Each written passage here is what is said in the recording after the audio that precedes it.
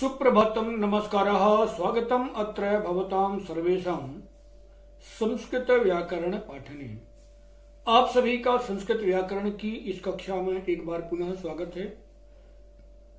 पिछली कक्षा में हम लोग कारक पर बात कर रहे थे, जिसमें हमने कर्ता और कर्म कारक पढ़े थे।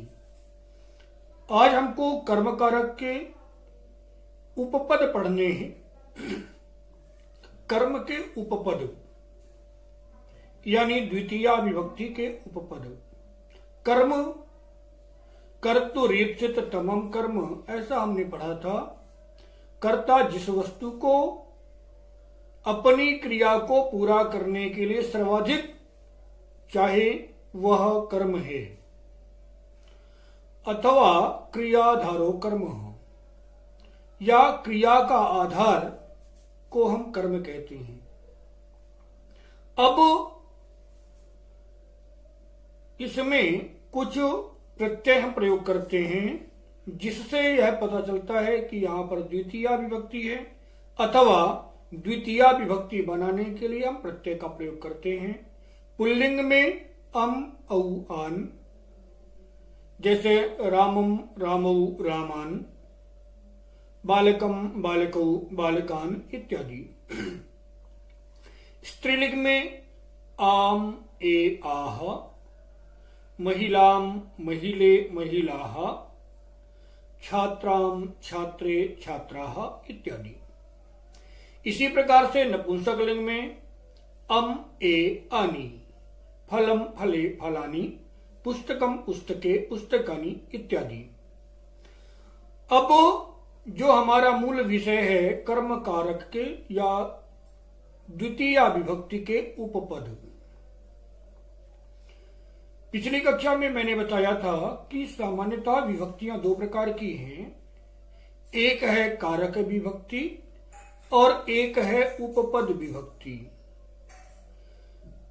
उपपद यानी कभी कभी शब्द के कारण विभक्ति बदल जाती है। जब शब्द के कारण किसी विभक्ति का प्रयोग होता है तो वह विभक्ति उपपद विभक्ति होती है। अब यदि हम बात करें कि उपपद के कारण कैसे विभक्ति बदलती है, तो हम सभी जानते हैं कि का की के यह चिन्ह है संबंध का, यानी षष्ठी विभक्ति का। अब गांव के चारों ओर पेड़ हैं, यह एक वाक्य है। इस वाक्य में हम देखते हैं गांव के चारों ओर पेड़ की बात आ गई।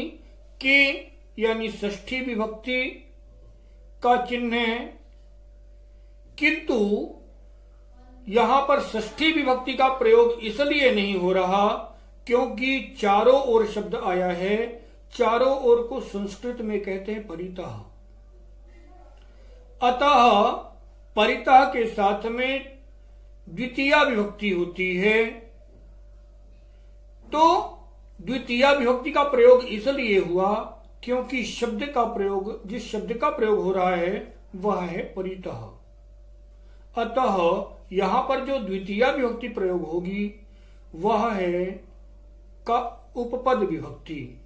अब हम लोग थोड़ा सा स्क्रीन के माध्यम से कर्म कारक यानी द्वितीया विभक्ति के उपपदों को समझने का प्रयास करेंगे और उनका प्रयोग कैसे करना है, क्योंकि मैंने आपसे पहले भी कहा था कि थोड़े से सरल से कठिन की ओर या छोटे वाक्यों से बड़े वाक्यों की तरफ आगे बढ़ने के क्रम में हम लोग संस्कृत में अध्ययन कर रहे हैं।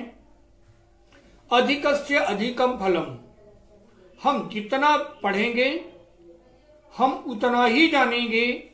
अतः शॉर्टकट के चक्कर में कभी बहुत ज्यादा फंसना नहीं चाहिए।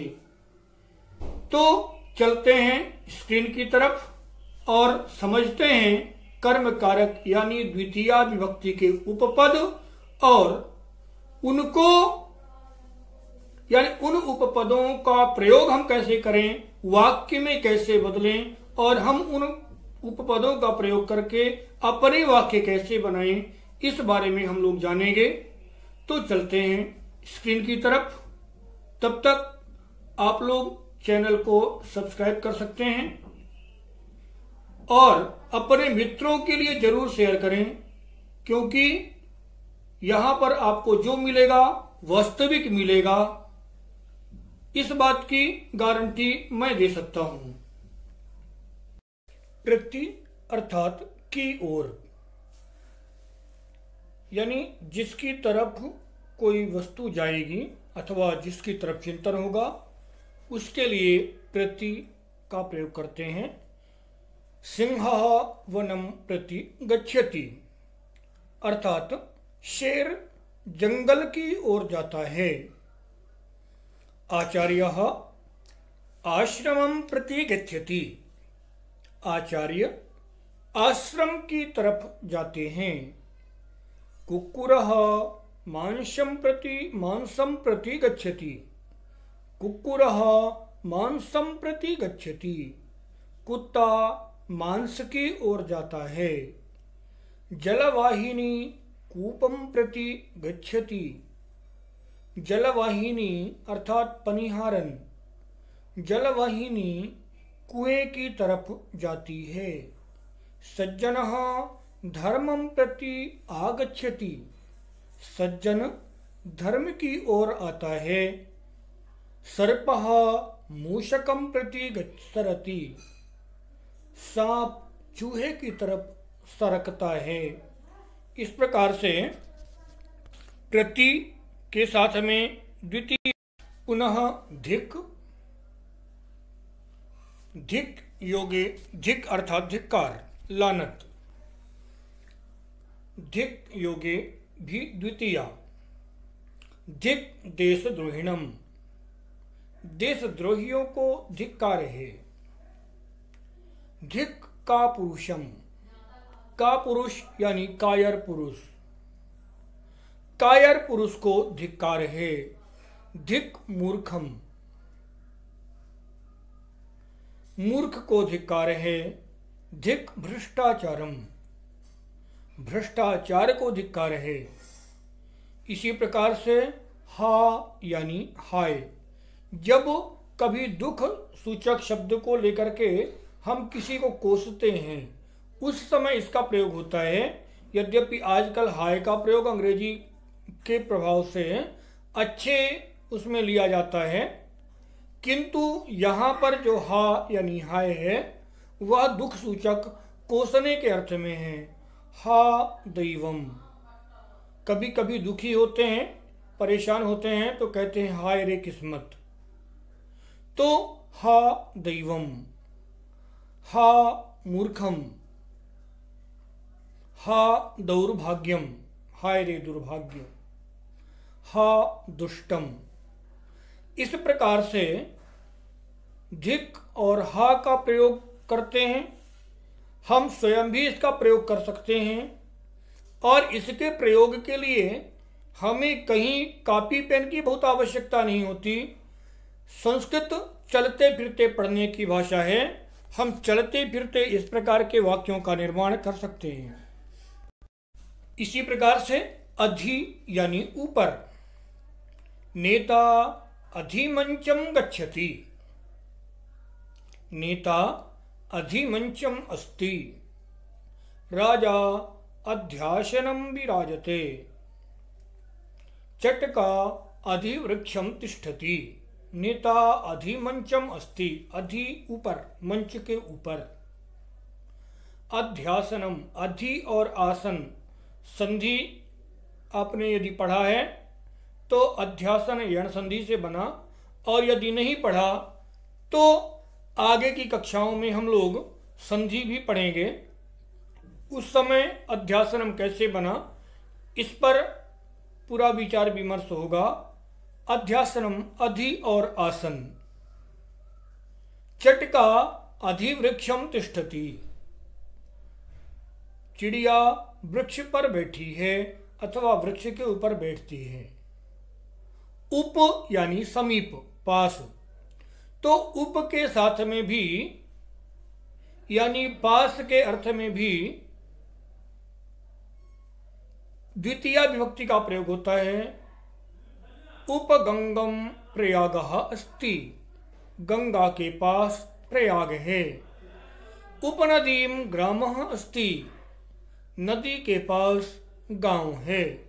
उपवसंतम ग्रीष्म ऋतुः आगच्छति, बसंत के समीप ग्रीष्म ऋतु आती है, मतलब बसंत से लगी हुई ही ग्रीष्म ऋतु है। तो इस प्रकार से समीपता के अर्थ में उपसर्ग का प्रयोग होता है, और जब उपसर्ग जिस शब्द में लगता है उस शब्द की द्वितीया विभक्ति हो जाती है। उपगंगम, उपयमुनम, उपनर्मदम अथवा उपवनम इत्यादि। अपेक्षा करते हैं कि आप लोगों को कर्म कारक यानी द्वितीया विभक्ति के उपपद समझ में आ गए होंगे, और यदि कहीं पर अभी भी किसी कठिनाई का अनुभव करते हैं तो आप लोग कमेंट करके वीडियो के नीचे भेज सकते हैं, और उसमें आपके समस्याओं का समाधान करने में हमें प्रसन्नता होगी। अब हम लोग आगे की कक्षा में करण कारक यानी तृतीया विभक्ति और उसके उपपदों को समझेंगे कि करण कारक क्या है, उसका प्रयोग कैसे होता है, और उसके उपपद कौन कौन से हैं और उनका प्रयोग कैसे होता है। इस प्रकार से हम छोटे से बड़े वाक्यों की तरफ क्रमशः आगे बढ़ रहे हैं। जो पिछले वीडियो नहीं देख पाए हों किसी कारणवश, वह संस्कृत और भारत चैनल से प्राप्त कर सकेंगे,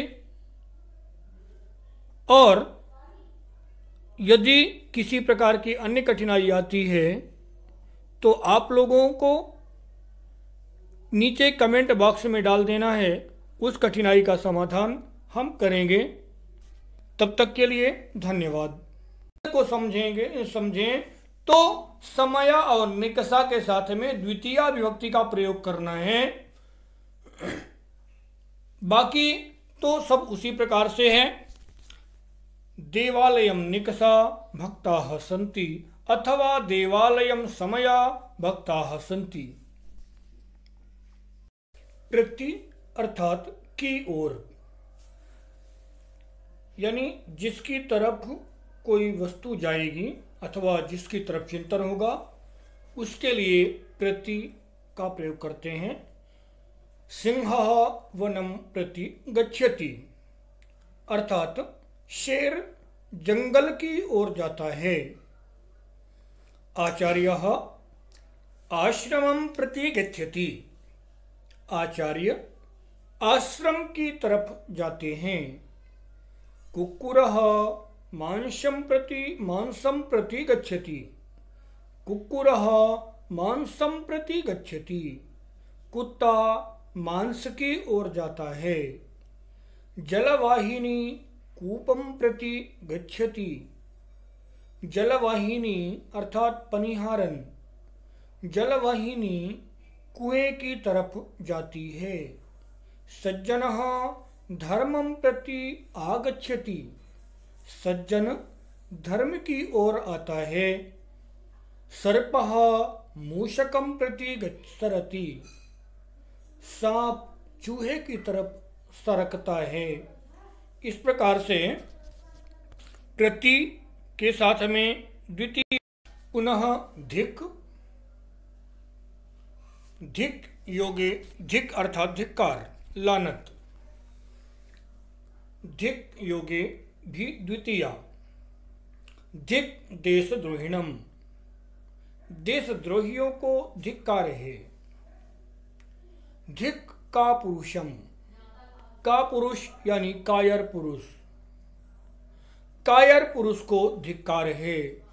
धिक मूर्खम, मूर्ख को धिक्कार है। धिक भ्रष्टाचारम, भ्रष्टाचार को धिक्कार है।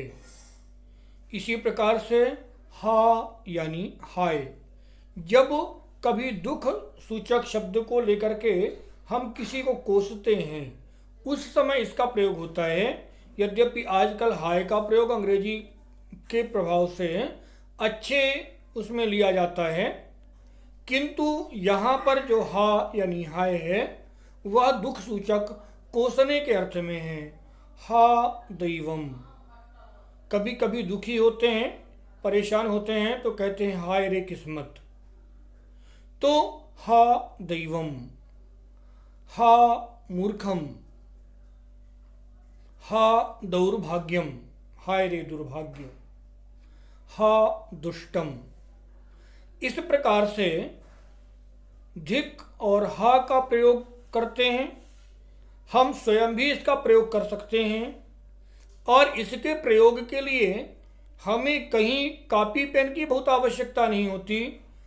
संस्कृत चलते फिरते पढ़ने की भाषा है। हम चलते फिरते इस प्रकार के वाक्यों का निर्माण कर सकते हैं। इसी प्रकार से अधि यानी ऊपर। नेता अधिमंचम गच्छति,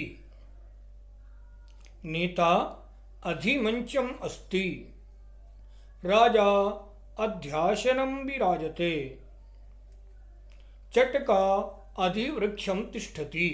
नेता अधिमंचम अस्ति, अधि ऊपर, मंच के ऊपर।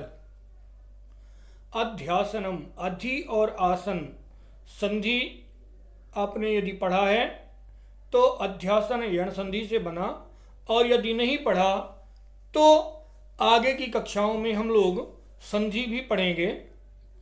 उस समय अध्यासनम कैसे बना इस पर पूरा विचार विमर्श होगा। अध्यासनम अधि और आसन। चटका अधिवृक्षम तिष्ठति, चिड़िया वृक्ष पर बैठी है अथवा वृक्ष के ऊपर बैठती है। उप यानी समीप, पास। तो उप के साथ में भी यानी पास के अर्थ में भी द्वितीया विभक्ति का प्रयोग होता है।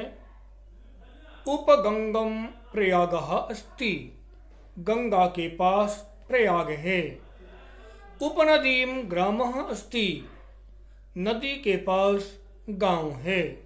उपवसंतम ग्रीष्म ऋतुः आगच्छति, बसंत के समीप ग्रीष्म ऋतु आती है। मतलब बसंत से लगी हुई ही ग्रीष्म ऋतु है। तो इस प्रकार से समीपता के अर्थ में उपसर्ग का प्रयोग होता है, और जब उपसर्ग जिस शब्द में लगता है उस शब्द की द्वितीया विभक्ति हो जाती है। उपगंगम, उपयमुनम, उपनर्मदम अथवा उपवनम इत्यादि। अपेक्षा करते हैं कि आप लोगों को कर्म कारक यानी द्वितीया विभक्ति के उपपद समझ में आ गए होंगे, और यदि कहीं पर अभी भी किसी कठिनाई का अनुभव करते हैं तो आप लोग कमेंट करके वीडियो के नीचे भेज सकते हैं और उसमें आपके समस्याओं का समाधान करने में हमें प्रसन्नता होगी। अब हम लोग आगे की कक्षा में करण कारक यानी तृतीया विभक्ति और उसके उपपदों को समझेंगे कि करण कारक क्या है, उसका प्रयोग कैसे होता है और उसके उपपद कौन कौन से हैं और उनका प्रयोग कैसे होता है। इस प्रकार से हम छोटे से बड़े वाक्यों की तरफ क्रमशः आगे बढ़ रहे हैं। जो पिछले वीडियो नहीं देख पाए हों किसी कारणवश, वह संस्कृत और भारत चैनल से प्राप्त कर सकेंगे। और यदि किसी प्रकार की अन्य कठिनाई आती है तो आप लोगों को नीचे कमेंट बॉक्स में डाल देना है, उस कठिनाई का समाधान हम करेंगे। तब तक के लिए धन्यवाद।